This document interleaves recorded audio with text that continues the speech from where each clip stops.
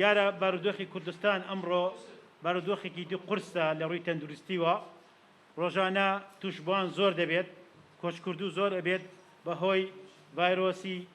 کرۆنا پرۆسەی خوێندن پەکی کەوتووە ڕاوەستاوە دەرگاکانی قوتابخانەکان داخراوە بۆ ئەو مەبەستە ئێمە حەزەکەین ئەمڕۆ پەیامێکمان بێت دەربارەی ئەو بابەتە دوای گفتوگۆکردن و لە نێوان خۆمان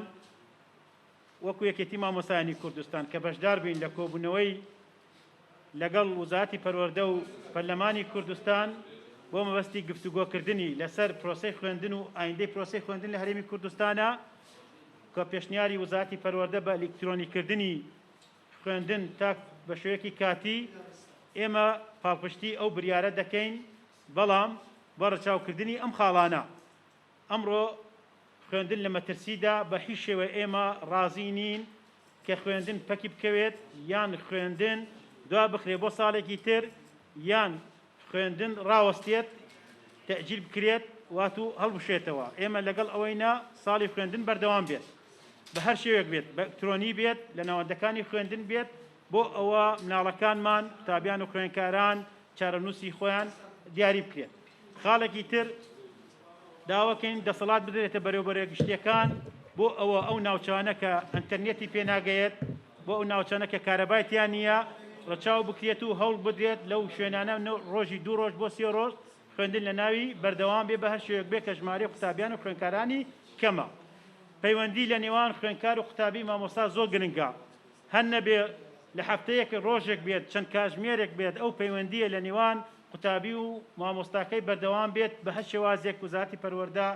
ڕێکی ئەخات یاکو ئەگەر نەکرێت بە ئۆنلاینیش بێت ڕاستەخۆ قوتابی لەگەڵ مامۆستاکایەک ئەو وانانە کە سەیری دەکات یان بەشدارە بێت لە خوێندنی تۆری ئاگای لێ بێت کۆمەڵی خاڵی تریشەیە کە باسمان لێ کرد کە جەخت لەسەری دەکەینەوە کێشەی موچەیە مەسلەی موچە خاڵێکی زۆر زۆر گرنگە ئێمە دوو ساڵی ڕابردوو وەکو ساڵانی 2014 و 15 و 16 دەڵاڵینی بەدەستی موچەوە چ لە ڕووی دواکەوتنیوە چ لە ڕووی بڕینیوە سێ مانگە حکوومەتی هەرێم وعدەکەی جێبەجێ کردەوە ئێمە دەستخۆشی لێکن کە مانگانە لە 25 مانگ دەستەکە بە دابەشکردنی موچە بەڵام بەداخەوە بە بڕینەوە ئەو ئیسە کاتی ئەوە هاتووە بە تایبەتی لە دوای ڕێککەوتنامەی بەغدا و هەولێر ئەمە لەلایەک و بارودۆخی دارایی حکوومەتی هەرێم باش بووە هیوادارین حکوومەتی هەرێم بە زووترین کات بریاری هەڵگرتنی بڕینی موچە یان مانگی چوار کە چۆن پێشبینی کراوە مانگی چوار بە کاملی بدرێت بۆ ئەوە مامۆستایان و فەرمانبەرانی هەرێمی کوردستان جۆرێک لە سەقامگیری دەرونی و بارودۆخێکی داراییان بگەڕێنێتەوە بۆ ئەو بتوانن ژیانی خۆیان لەم بارودۆخە تەندروستیە قورسە تەواو بکەن خاڵێکی تر کە ئێمە باسمان لەسەری کرد مەسلەی وانە بێژانە وانە بێژان لە بارودۆخێکی خراپ دەن بە تایبەتی ئێستا دەبێتە فشوو بۆ ئەوان بۆ لەبەر ئەوە ناوەندەکانی خوێندن کە کاتێدا ئەخرێت ئەوانە بێکار دەبن بۆ